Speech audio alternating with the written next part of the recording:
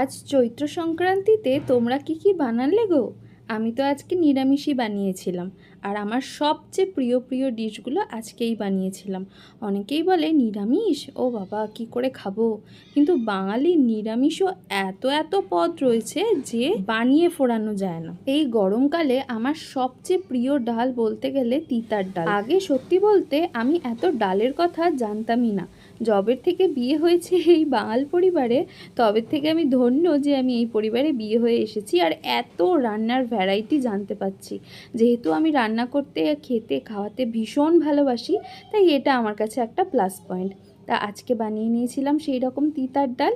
Teacher ডাল সবাই খুব ভালোভাবেই জানো কীভাবে বানাতে হয়, তাও আমি আরেকবার বলে দিচ্ছি যারা এখনও অবধি কোনো দিন বানাওনি তাদের জন্য। মুগ ডাল আর লাউ ভালো করে সিদ্ধ করে নিয়েছি, তারপরে কড়াইতে করলা বা উচ্ছে ভেজে নিয়েছি।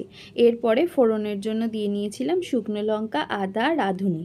ভালো করে কষিয়ে নিয়ে সিদ্ধ করা ডালটাকে ঢেলে দিয়েছি। তারপরে পরিমাণ মতো নুন, চিনি দিয়ে হালকা ঘি দিয়ে লাস্টে নামিয়ে দিয়েছি।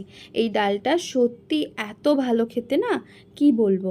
আর একটা আইটেম বানিয়েছিলাম যেটা 5 মিনিটে আমার রেডি হয়ে গেছে, মাঝে মাঝেই সময় কম থাকলে বানাই, সেটা দুধ পনির। পনিরটাকে কিউব করে কেটে নুন দিয়ে ফার্স্টে ভালো করে ভেজে নিয়েছি, তারপর সামান্য পরিমাণে আদা বাটা, জিরের গুঁড়ো আর নুন দিয়ে ভালো করে কষিয়ে নিয়েছি।